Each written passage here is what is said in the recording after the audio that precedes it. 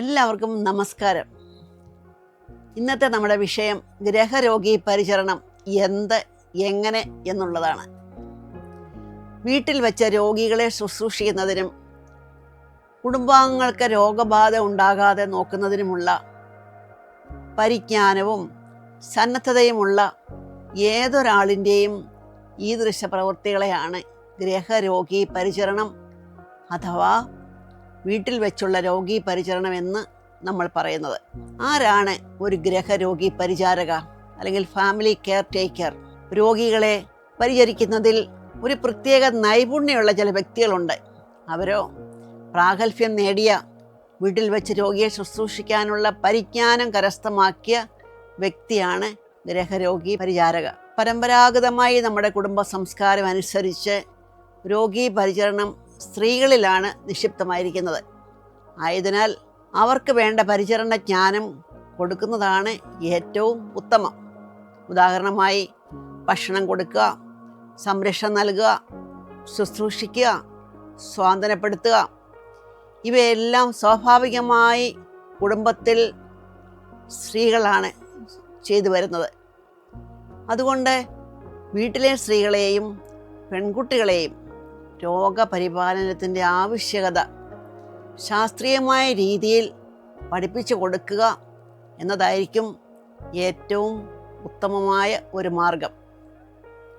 ഒരു ഗൃഹപരിചാരക തൻ്റെ സമയം, ഊർജം, ലഭ്യമായ വസ്തുക്കൾ എന്നിവ ഏറ്റവും ഫലപ്രദമായി ഉപയോഗിക്കാൻ അറിഞ്ഞാൽ അവർക്കും അവർ ശുശ്രൂഷിക്കുന്ന രോഗിക്കും അത് നല്ല രീതിയിൽ പ്രയോജനപ്പെടും.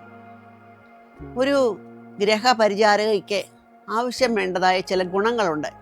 ഏതൊക്കെയാണെന്ന് വെച്ചാൽ, മറ്റുള്ളവരുടെ വേദന അകറ്റുന്നതിനും മനസ്സിനും ശരീരത്തിനും ആശ്വാസമേകുന്നതിനും രോഗിയുടെ ആരോഗ്യം വീണ്ടെടുക്കുന്നതിനുള്ള സേവനമനുഷ്ഠിക്കാനുള്ള സന്നദ്ധതയാണ് അവരുടെ മുഖ്യ സവിശേഷത.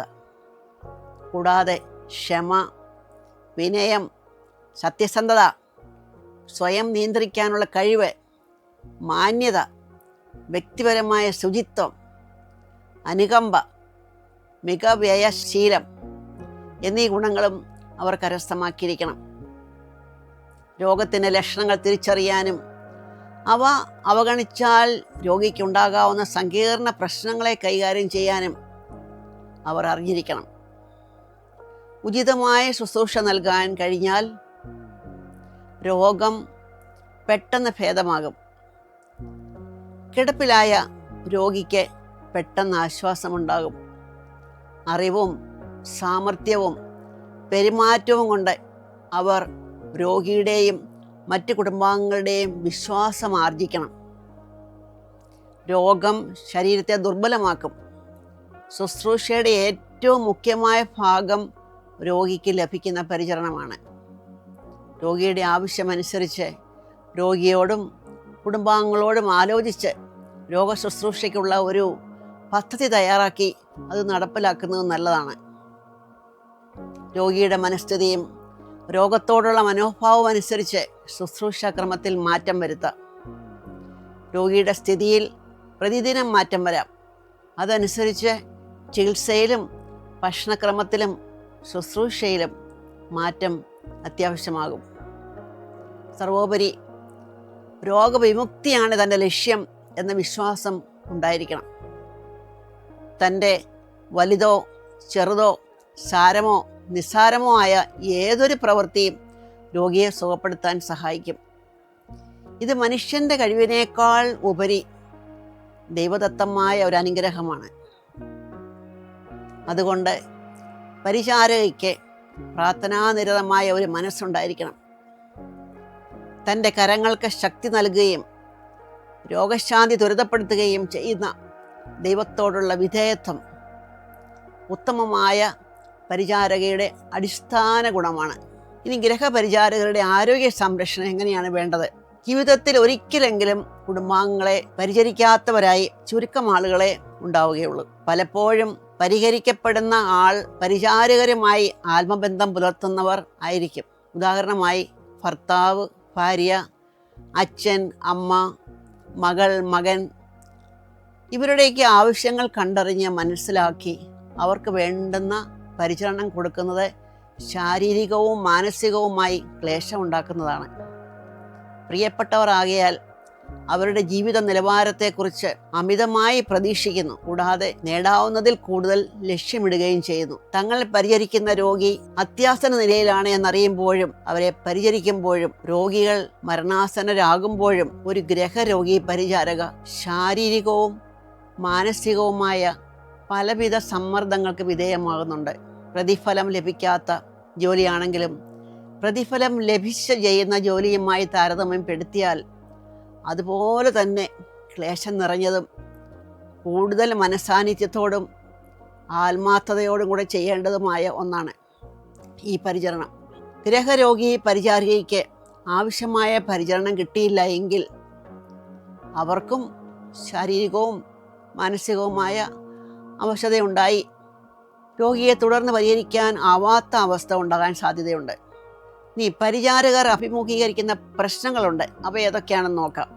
ഗ്രഹപരിചാരകർക്ക് മേലുണ്ടാകാവുന്ന സമ്മർദ്ദങ്ങളെക്കുറിച്ച് നടത്തിയ വിവിധ പഠനങ്ങളിൽ ചില പ്രശ്നങ്ങൾ മുൻപന്തിയിൽ കണ്ടുപിടിച്ചിട്ടുണ്ട്. ഒന്നാമതായി മാനസിക സംഘർഷം. രോഗത്താലും അതിൻ്റെ ചികിത്സയുടെ പാർശ്വഫലങ്ങൾ മൂലവും രോഗികളായ ബന്ധുക്കൾ അനുഭവിക്കുന്ന വിഷമതകൾ പരിചാരകരിൽ പലവിധ മാനസിക പ്രയാസങ്ങൾ ഉണ്ടാക്കാം. തങ്ങളുടെ സ്വന്തം കുട്ടികളെയോ ഭർത്താവിനെ പോലും ശരിയായ വിധത്തിൽ ശ്രദ്ധിക്കാതെ രോഗികളെ പരിചരിക്കാൻ ദിവസത്തിൻ്റെ ഭൂരിഭാഗവും ചെലവിടുന്നത് പലപ്പോഴും അവരെ സംഘർഷഭരിതരാക്കും. വിഷാദം, നിസ്സഹായത, ആശങ്ക, ഏകാഗ്രതയില്ലായ്മ എന്നിങ്ങനെയുള്ള ലക്ഷണങ്ങളായിട്ടാണ് പരിചാരകരിൽ മാനസിക സംഘർഷം പ്രത്യക്ഷപ്പെടുന്നത്. രണ്ടാമത്, ശാരീരികമായ ആവശ്യം നിറവേറ്റാൻ കഴിയാതിരിക്കുക.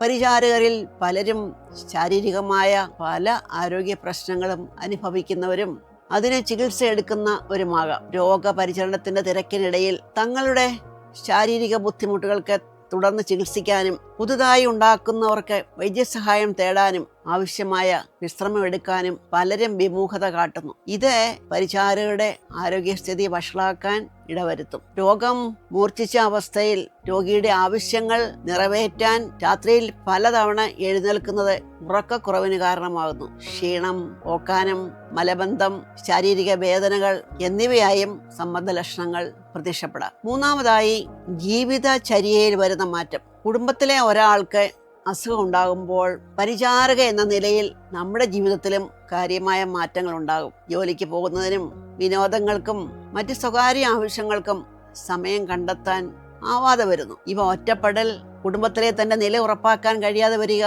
വിനോദങ്ങളുടെ കുറവ്, ജോലി സംബന്ധമായ പ്രശ്നങ്ങൾ തുടങ്ങിയ സാമൂഹിക പ്രശ്നങ്ങളായി ഗ്രഹപരിചാരകരിൽ പ്രത്യക്ഷപ്പെടാം. അടുത്തതായി, സാമ്പത്തിക പ്രശ്നങ്ങൾ. പ്രതിഫലം ലഭിക്കാതെ ചെയ്യുന്ന ഒരു പരിചരണ പ്രവൃത്തിക്ക് വേണ്ടി ജീവിതത്തിലെ അത്താണിയായിരുന്ന ജോലി കളയേണ്ടി വരുന്നു പലർക്കും. കാരണം സ്വകാര്യ സ്ഥാപനങ്ങളിലും മറ്റും ജോലി ചെയ്തിരുന്നവർ തുടർച്ചയായി രോഗി പരിചരണത്തിനും മറ്റും സമയം കണ്ടെത്തുന്നതിലേക്കായി അവധിയും മറ്റും എടുക്കുന്നതിനാൽ ജോലി നഷ്ടപ്പെടാൻ സാധ്യതയുണ്ട്. കൂടാതെ പരിചരണ സാമഗ്രികൾക്കും രോഗചികിത്സയ്ക്കും പരിചരണങ്ങൾക്കും ധാരാളം പണം കണ്ടെത്തേണ്ടതായി വരും. കുടുംബനാഥനാണ് രോഗിയെങ്കിൽ സാമ്പത്തിക പ്രശ്നം ഇതിലും രൂക്ഷമാകും. അടുത്ത വേറൊരു പ്രശ്നമാണ് രോഗിയെ സ്വാന്തനിപ്പിക്കാൻ സാധിക്കാതിരിക്കുക എന്നുള്ളത്. രോഗത്തെക്കുറിച്ച് രോഗിയോട് സംസാരിക്കുന്നത് രോഗിക്ക് വിഷമമുണ്ടാകുമോ എന്നുള്ള ഭയം കാരണം പലപ്പോഴും പരിചാരകരും മറ്റ് ബന്ധുക്കളും രോഗിയോട് സംസാരിക്കുന്നത് ഒഴിവാക്കാറുണ്ട്. രോഗിയെ എന്ത് പറഞ്ഞ് ആശ്വസിപ്പിക്കാൻ എന്നറിയാതെ പലപ്പോഴും പരിചാരകർ സംഘർഷം അനുഭവിക്കാറുണ്ട്. ഇതിനാൽ രോഗിയോടുള്ള സംസാരം ഒഴിവാക്കാൻ അസുഖത്തെ ബാധിക്കുന്ന വിഷയങ്ങൾ സംസാരത്തിൽ വരാതിരിക്കാനും പലപ്പോഴും ബന്ധുക്കൾ ശ്രമപ്പെടാറുണ്ട്. അടുത്തതായി, പരിചരണത്തിലെ അപര്യാപ്തത. പരിചരണ രീതികളെ കുറിച്ചുള്ള അജ്ഞത പല ഗ്രഹപരിചാരകരെയും വിഷമിപ്പിക്കുന്ന ഒരു പ്രധാന സംഗതിയാണ്. തങ്ങൾ ചെയ്യുന്ന പരിചരണം കൊണ്ട് രോഗലക്ഷണങ്ങളുടെ തീവ്രത കുറയ്ക്കാൻ ആകുമോ, അവയെ നിയന്ത്രണത്തിലാക്കാൻ സാധിക്കുമോ എന്നുള്ള ഭയം പല പരിചാരകരെയും അലട്ടുന്ന പ്രശ്നമാണ്. പെട്ടെന്ന് രോഗനില വഷളാവുകയാണെങ്കിൽ രോഗിക്ക് ആവശ്യമായ പരിചരണം തങ്ങൾക്ക് നൽകാനാകുമോ എന്ന് പലരും ഉത്കണ്ഠപ്പെടാറുണ്ട്. അതുപോലെ വേറൊരു പ്രശ്നമാണ് കർത്തവ്യ നിർവഹണത്തിൽ ഉണ്ടാകുന്ന മാറ്റങ്ങൾ. ഭാര്യയ്ക്ക് രോഗം വന്ന് ഔഷധിയാകുമ്പോൾ ഭർത്താവിന് ഭക്ഷണം പാകം ചെയ്യാനും കുട്ടികളെ പഠിപ്പിക്കാനും സമയം കണ്ടെത്തേണ്ടതായി വരും. ഇത് അദ്ദേഹം സാധാരണയായി ചെയ്തുകൊണ്ടിരിക്കുന്ന ജോലിക്ക് ഉപരിയാണ്. മാതാപിതാക്കളുടെ പരിചരണത്തിനായി സമയം കണ്ടെത്തേണ്ടി വരുമ്പോൾ ഭാര്യയ്ക്ക് ഭർത്താവിനെയോ കുട്ടികളെയോ ശ്രദ്ധിക്കാൻ സാധിക്കാതെ വരും. ഇത്തരത്തിലുള്ള കർത്തവ്യ നിർവഹണ മാറ്റങ്ങൾ പരിചാരകരിൽ ശരിക്കും സംഘർഷം ഉണ്ടാക്കുന്നുണ്ട്. ഈ പ്രശ്നങ്ങൾ യഥാവിധം പരിഹരിച്ചില്ല എങ്കിൽ ഉണ്ടാകുന്ന ഗുരുതരമായ ഒരവസ്ഥയാണ് ബേൺഔട്ട് എന്ന് പറയുന്നത്. അതായത് ഒരു വ്യക്തിയിൽ നിന്നോ ചുറ്റുപാടിൽ നിന്നോ നീണ്ടു നിൽക്കുന്നതും അമിതവുമായ സമ്മർദ്ദം കാരണം ഉണ്ടാകുന്ന വൈകാരികവും മാനസികവും ശാരീരികവുമായ ഒരു തളർച്ചയാണിത്. താല്പര്യവും പ്രചോദനവും നഷ്ടപ്പെടുക, ക്ഷീണം, ഉത്കണ്ഠ, വിഷാദം, കാര്യങ്ങൾ മെച്ചപ്പെടില്ല എന്ന തോന്നൽ തുടങ്ങിയ ലക്ഷണങ്ങൾ ഉണ്ടാകാം. ഇത് കാലക്രമേണ സാവധാനം വളർന്നു വരുന്ന ഒരവസ്ഥയാണ്. ബേൺഔട്ട് എന്നത് ഒരു വ്യക്തിയെ പലതരത്തിൽ ബാധിക്കാം. അതിനാൽ ലക്ഷണങ്ങൾ തിരിച്ചറിഞ്ഞ് ആവശ്യമായ സഹായം തേടേണ്ടത് വളരെ പ്രധാനമാണ്. ഇത് ഒഴിവാക്കാൻ ചില പരിഹാര മാർഗങ്ങളിൽ ശ്രദ്ധ പതിപ്പിക്കുന്നത് നല്ലതായിരിക്കും. ആ പരിഹാര മാർഗങ്ങൾ ഏതൊക്കെയാണെന്ന് നമുക്കൊന്ന് നോക്കാം. രോഗത്തെക്കുറിച്ച് ശരിയായ വിവരശേഖരണം, അതോടൊപ്പം ശാസ്ത്രീയമായ അവബോധം. പുസ്തകം വായിച്ചോ ഈ രംഗത്ത് വിജ്ഞാനമുള്ള ആരോഗ്യ വിദഗ്ധരിൽ നിന്നോ ദൃശ്യ മാധ്യമങ്ങളിലൂടെയോ നേടിയെടുക്കുക. രോഗിയുടെ അവസ്ഥ യഥാവിധം മനസ്സിലാക്കി യാഥാർത്ഥ്യബോധത്തോടെ പ്രവർത്തിക്കുകയും അസാധ്യമായ കാര്യങ്ങൾ ലക്ഷ്യമിടാതിരിക്കുകയും ചെയ്യുക. ജീവിതത്തിൽ ഒരു പോസിറ്റീവ് സമീപനം കൈക്കൊള്ളുക. പ്രിയപ്പെട്ടവരുടെ അസുഖങ്ങളും പരാധീനതകളും മുഖ്യ വിഷയമായി കാണാതിരിക്കുക. സ്വയം ബഹുമാനിക്കുകയും ആദരിക്കുകയും ചെയ്യുക. കാരണം മറ്റുള്ളവർക്ക് സേവനം ചെയ്യുന്നത് പ്രതിഫലം ലഭിക്കാത്തതും ബുദ്ധിമുട്ടേറിയതും സമയം വേണ്ടിവരുന്നതുമായ ഒരു ജോലിയാണ്. ആയതിനാൽ ജീവിതചര്യ അതിനനുസരിച്ച് ആലോചനാപൂർവം ക്രമപ്പെടുത്തണം. രോഗിയോടുള്ള ആശയവിനിമയം മെച്ചപ്പെടുത്തണം. രോഗിയും മറ്റു കുടുംബാംഗങ്ങളും ഒത്തുചേർന്ന് രോഗിക്ക് ആവശ്യമായ പരിചരണം നൽകുക. കുടുംബത്തിലെ ഓരോ അംഗങ്ങൾക്കും ചെയ്യാൻ സാധിക്കുന്ന കാര്യങ്ങൾ ചെയ്താൽ പരിചരണത്തിന്റെ ഭാരം ഒരു വ്യക്തിയിൽ മാത്രം വരികയില്ല. അത്യാവശ്യങ്ങൾ ഉണ്ടാകുന്ന സന്ദർഭങ്ങളിൽ ഉപയോഗിക്കുന്നതിന് ആയിട്ടുള്ള ടെലിഫോൺ നമ്പറുകൾ സൂക്ഷിക്കുന്നത് നല്ലതാണ്. പരിചാരകർക്ക് അപ്രതീക്ഷിതമായ സന്ദർഭങ്ങളിൽ പ്രവൃത്തിയിൽ നിന്ന് വിട്ടുനിൽക്കേണ്ടി വരികയാണെങ്കിൽ പരിചരണം ഏറ്റെടുക്കാൻ കുടുംബത്തിലെ മറ്റൊരാളെ കൂടി നേരത്തെ തന്നെ വേണ്ട വിധം തയ്യാറാക്കണം. ഗൃഹപരിചാരകർ മാനസികവും ശാരീരികവുമായ വിശ്രമവും വിനോദവും ആവശ്യത്തിന് എടുക്കണം. ഉറക്കമില്ലായ്മയ്ക്കും മറ്റും അനുയോജ്യമായ സമാശ്വാസ ചികിത്സാ മാർഗങ്ങൾ യഥാവിധം അനുവർത്തിക്കുകയാണെങ്കിൽ മാനസിക പിരിമുറുക്കം കുറയ്ക്കാൻ സാധിക്കും. നഷ്ടപ്പെടുന്ന സമയം, ധനം എന്നിവയെക്കുറിച്ച് ഓർത്ത് പരിതപിക്കാതെ നേരിട്ടും അല്ലാതെയും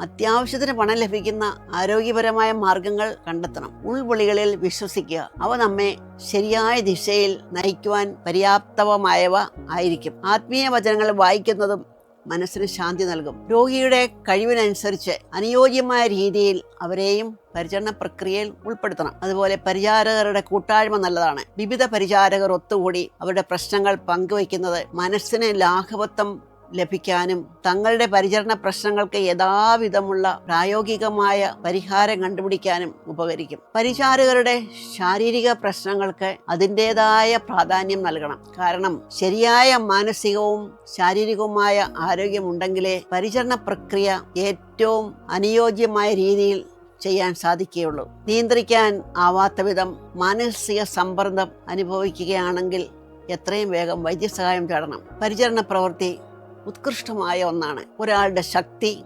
സഹാനുഭൂതി, ചെറുത്തു നിൽക്കാനുള്ള കഴിവ് എന്നിവ ദൃശ്യമാകുന്നത് സംഘർഷഘട്ടങ്ങളിലാണ്. എന്നാൽ ഇവയ്ക്കെല്ലാം ഒരു പരിധിയുള്ളതിനാൽ ഗൃഹപരിചാരകർ സ്വന്തം കഴിവുകളും തൻ്റെ ശരീരത്തിൻ്റെയും മനസ്സിൻ്റെയും ആവശ്യങ്ങളും ശരിയായ വിധത്തിൽ ശ്രദ്ധിക്കേണ്ടത് വളരെ വളരെ അത്യന്താപേക്ഷിതമാണ്.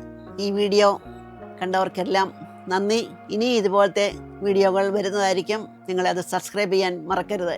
മറ്റുള്ളവർക്കും ഇത് ഒരു പ്രേരണയാകട്ടെ എന്ന് ആശംസിക്കുന്നു. Thank you.